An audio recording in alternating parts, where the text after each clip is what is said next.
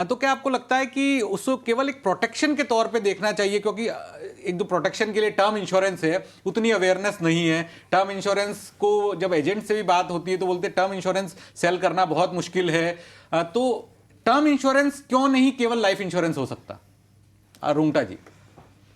नहीं, मार्केट में प्रोडक्ट तो हर किस्म के हैं, राइट। और डिस्ट्रीब्यूटर की भी कोशिश रहती है या सेल्समैन की भी कोशिश रहती है कि कस्टमर को समझाएं, राइट।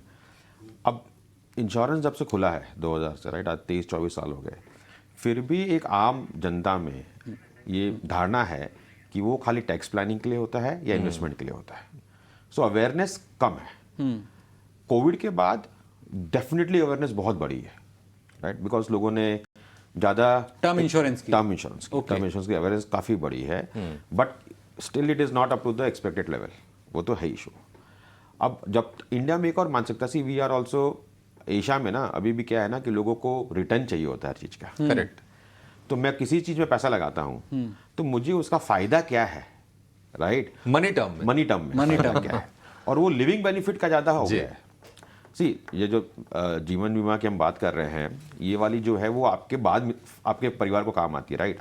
आप उसका फ़ायदा नहीं भुगतते हैं, राइट, आपके प्रियजन, आपका परिवार उसका फायदा, और मेन है कि मुझे क्या मिलेगा। तो वो मानसिकता अभी भी है कई चीजों में। तो फ्रुगल इकोनॉमी में ये इशू होता ही है, we are still one, right, we are emerging economy, right. तो वो मानसिकता है, इसलिए लोग उसको कम देखते उस आंकड़े से। इसीलिए इन्वेस्टमेंट के साथ जो ज्यादा टर्म कंबाइंड होता है वो ज्यादा चलता है, कि लोगों को लगता है या उपभोक्ता को लगता है कि चलो इसमें कुछ पैसा भी मिल रहा है, कुछ रिटर्न भी आ रहा है, तो प्रोटेक्शन तो है ही, कवर तो है ही, लेकिन इन्वेस्टमेंट भी मिल रहा है। वो रियल रिटर्न नेगेटिव हो, ऐसा तो नहीं होता। मतलब ठीक है, मार्केट के हिसाब से डिपेंडिंग ऑन आप क्या ले रहे हो, कब ले रहे हो, वो साइकिल के हिसाब से तो everything can be negative, but I am saying हम जो मानसिकता की बात कर रहे हैं, राइट, मैं उस पे बता रहा हूँ कि वो मानसिकता है। इसलिए आज भी इन्वेस्टमेंट विद प्रोटेक्शन, सेविंग्स जिसे हम कहते हैं, वो पार्ट ज़्यादा बिकता है, या उसकी मार्केट में लोगों को ज़्यादा इंटरेस्ट आता है compare to a pure protection.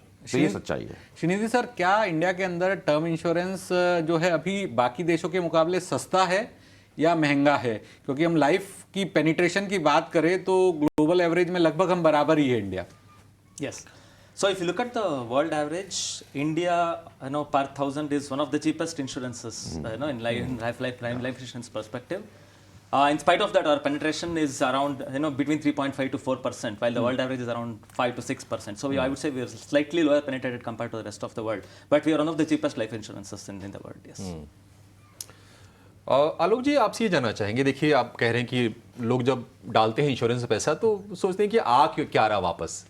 तो अगर हम प्योर टर्म इंश्योरेंस की बात करें, अगर टोटल लाइफ इंश्योरेंस बास्केट में, तो उसका प्रतिशत अभी कितना है इंडस्ट्री वाइज, पूरा जरा बता पाएंगे अगर आप तो? सो लाइफ में जो नया बिजनेस होता है उसमें 6% 7% एवरेज है, इतना कम है, खाली प्योर वाला मैं बात कर रहा हूँ। तो एंड दैट्स वेयर श्रीनिधि जी बोल रहे थे, पेनिट्रेशन इसलिए भी लो है, और जो हाई दिख रहा है 3-4% वो इन्वेस्टमेंट विद इंश्योरेंस का है। ओके, अदरवाइज खाली 6-7% है इंडस्ट्री। प्योर प्रोटेक्शन बहुत कम है, 6-7% बस एवरेज में। ठीक है, नीलेश सर, आपसे ये जानना चाहेंगे, 5 से 6% है प्योर जो लाइफ इंश्योरेंस जो प्रोटेक्शन जो प्लान है सर, तो ये तेजी से बढ़ क्यों नहीं रहा है? मतलब इसके पीछे जो रोड ब्लॉक्स हैं या फिर जो अड़चने हैं वो क्या है आपके हिसाब से? क्या अवेयरनेस की कमी है? क्या सरकार के स्तर पर या फिर रेगुलेटर के स्तर पर हम ये मैसेज कन्वे नहीं कर पाए हैं कि नहीं, अगर आपको इंश्योरेंस लेना है, इंश्योरेंस सही मायने में अगर उसके बेनिफिट अगर आपको लेने हैं तो आपको प्योर टर्म इंश्योरेंस लेना है? आपने जो कहा वो बिल्कुल सही है। हर स्टेक होल्डर इसके लिए रिस्पॉन्सिबल है। गवर्नमेंट रिस्पॉन्सिबल है, क्योंकि जब हम कहते हैं कि टर्म इंश्योरेंस या insurance itself is a necessity of life, तो कौन सी नेसेसिटी पे 18% का जीएसटी लगाना चाहिए? ना गेहूं पे लगता है, ना चावल पे लगता है, मगर इंश्योरेंस पे 18% जीएसटी लगता है। तो government also is responsible for low penetration. Stake holders की बात करें तो अभी जैसे रूठा जी ने कहा कि भाई मानसिकता ऐसी है कि मेरे मरने के बाद फैमिली को मिलेगा, ये तो बात ठीक है, अच्छी है, मगर अगर मैं जिंदा रहा तो मुझे क्या मिलेगा? अब जिंदा रहा तो क्या मिलेगा, ये अगर सवाल दिमाग में आता है तो इन्वेस्टमेंट ओरिएंटेड प्लान लिए जाते हैं।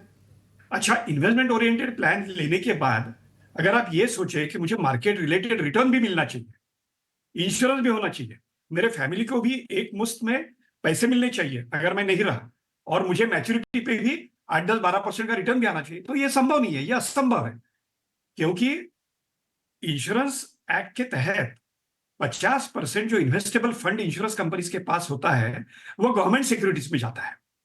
अब गवर्नमेंट सिक्योरिटी अगर 7% रेट ऑफ रिटर्न दे रही है और 2-3% तो एक्सपेंसेस हर एक इंस्ट्रूमेंट के रहते हैं, टीईआर जो है वो म्यूचुअल फंड ने भी प्रिस्क्राइब किया है, तो वो अगर कम करे तो फाइनली रिटर्न ऑन इन्वेस्टमेंट जो है वो 5-6% से ऊपर आ नहीं सकता।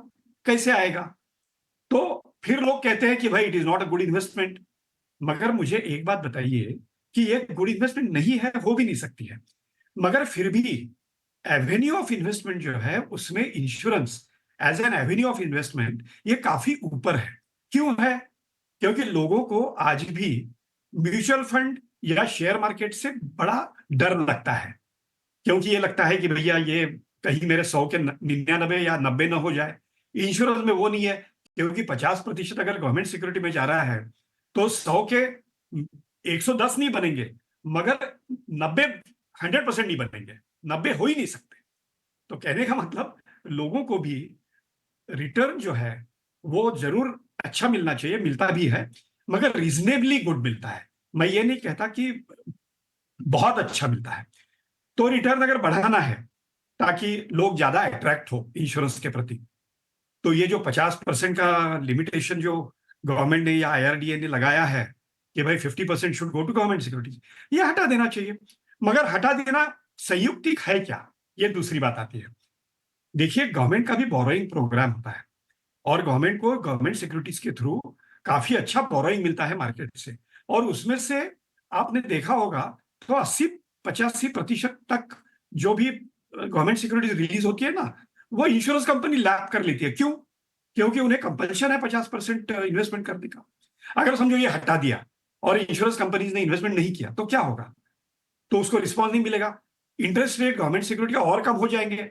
तो it is not good for the government also to free the investments of insurance companies from the prescribed investment norms.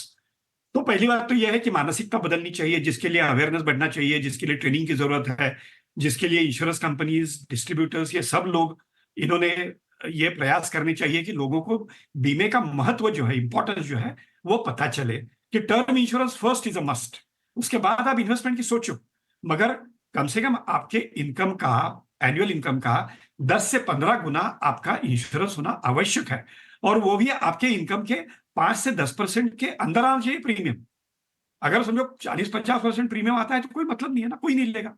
तो वो टर्म इंश्योरेंस जो है वो उसमें ये संभावना बढ़ती है कि वो अट्रैक्ट हो। फिर डिस्ट्रीब्यूटर्स की बात आती है। कई बार ये देखा गया है कि मानसिकता distributor- बदलनी चाहिए। सर, मैं वापस आऊंगा आपके पास। मानसिकता की अब बात